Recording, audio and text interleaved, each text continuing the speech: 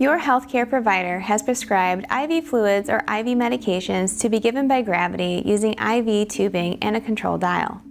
Follow along with this video as you learn how to prepare your IV medication using control dial tubing. All steps requiring cleaning will display a timer. It is important that you clean for the full length of the timer to prevent an infection that could lead to serious illness. Follow each step as shown and do not skip steps.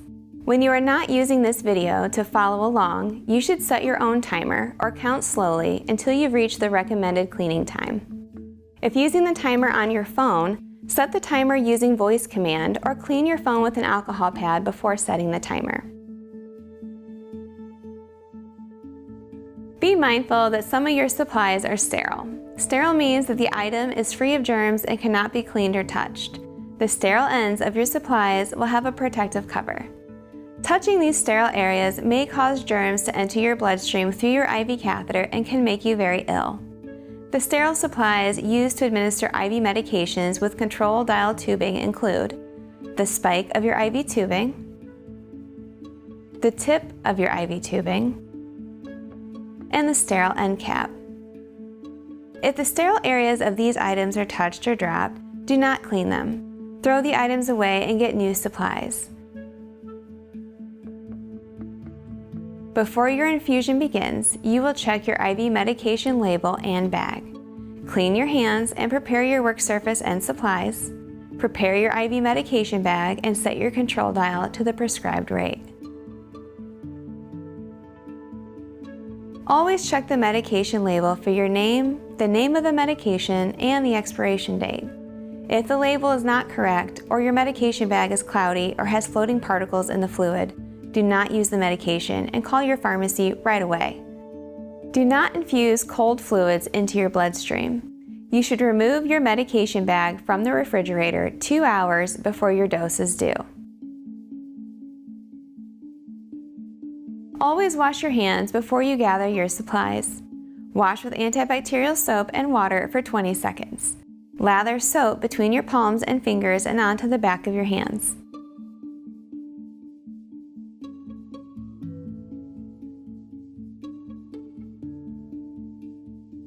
Use paper towels to dry your hands and to turn off the faucet.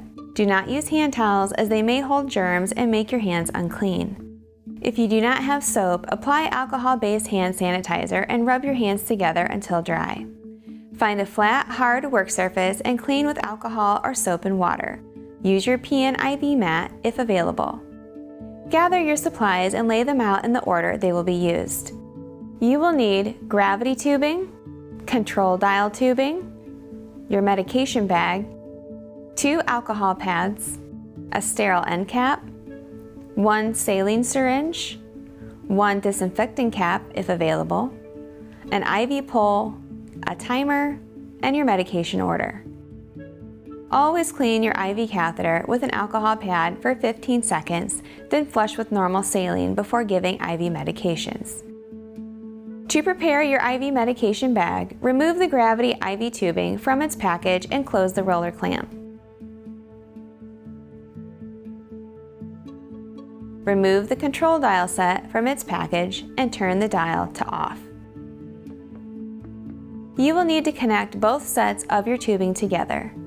Twist off the protective cover from the gravity tubing and from the control dial set.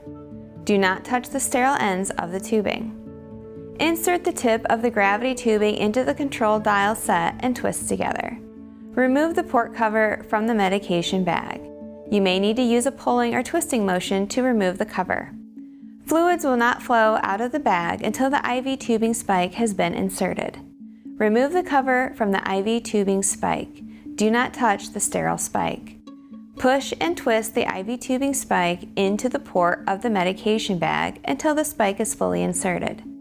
Hang your medication bag on the IV pole. Make sure the bottom of your medication bag is higher than your head.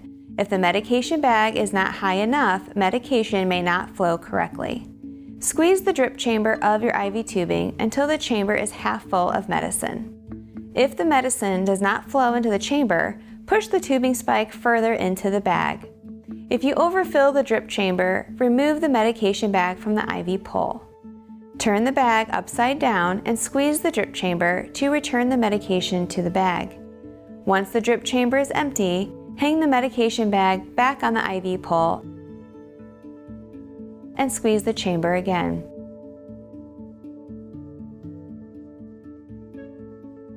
Once the drip chamber is half full, turn the control dial to prime. Hold the end of the IV tubing with one hand and open the roller clamp with the other. Do not remove the cover from the tip of the IV tubing or let the tip touch the floor. Watch as the medication flows down the tubing. Close the roller clamp once you see a few drops of medication reach the tip of the tubing. Look at your medication order to locate your prescribed milliliters per hour rate for the control dial. Turn the control dial to the prescribed rate. Apply hand sanitizer and rub hands together until dry. Clean your IV cap with an alcohol pad for 15 seconds before connecting your tubing. Do not let go of your catheter.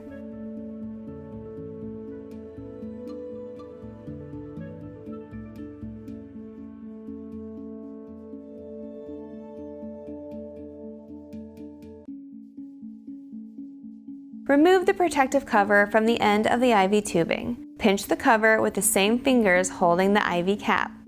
Twist and pull the tubing to remove the cover. Do not touch the tip of the sterile tubing. Push and twist the IV tubing clockwise onto your IV cap. Unclamp your catheter and open the roller clamp on your IV tubing. Check that the medication is dripping into the drip chamber at the correct rate. You will need to set a timer for 15 seconds or use the second hand on your watch to count the number of drops falling into the drip chamber. Compare the drip rate to your medication order. If the drip rate is not correct, make sure your roller clamp is completely open and turn the control dial as needed to match the prescribed drip rate. Once the drip rate is correct, clean your work area and discard your supplies into the trash. After your infusion ends, you will need to clamp your catheter and your IV tubing, clean your hands, and disconnect your IV tubing. You may reuse your IV tubing if you are infusing the same medication in the same day. When your infusion ends, clamp your IV catheter and close the roller clamp on your IV tubing. If you are saving your IV tubing for a later dose, you will need to clamp your catheter and IV tubing as the last of the medication leaves the bag and while the drip chamber still has medication in it. Wash your hands with antibacterial soap and water for 20 seconds using the same steps as before. If you do not have soap, apply alcohol-based hand sanitizer and rub your hands together until dry. Return to your clean work surface. Open your alcohol pad, remove the saline syringe from its package and disinfecting cap. If you are saving your IV tubing for a later dose, open the sterile end cap now. Loosen the cap on the syringe with a half twist to break the seal. Do not remove the cap. Hold the syringe with the tip pointing up and push the plunger upward until the air is removed. Lay the cap syringe back down.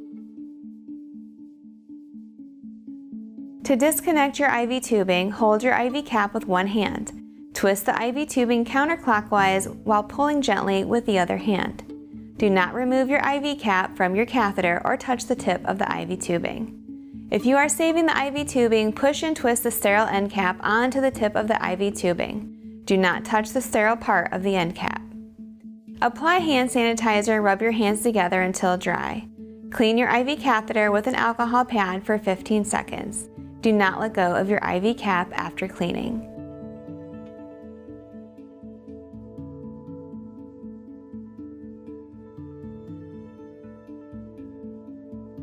Place the saline syringe into the same hand as your IV catheter and remove the cap. Do not touch the tip of the syringe. Push and twist the syringe clockwise onto your IV cap and unclamp your catheter. Flush your catheter using the push-pause method until the saline syringe is empty and clamp your catheter. Hold your IV cap and twist the syringe counterclockwise to remove. Do not remove your IV cap from your catheter. Apply a disinfecting cap if available. Clean your work area and discard all used supplies into the trash. If you added medications to your IV bag, discard needles and medication vials into the sharps container. Only reuse IV tubing if you are infusing the same medication in the same day. Always use new IV tubing and a new control dial set if the medication is not the same. All IV tubing should be thrown away 24 hours after its first use. Let's review. Hang the medication bag high on the IV pole to keep medication flowing correctly. Only fill the drip chamber halfway. Turn the control dial to off, then to prime, then turn to your prescribed rate.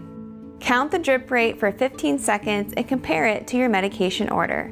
If drips are not falling correctly, make sure your roller clamp is open and adjust the dial.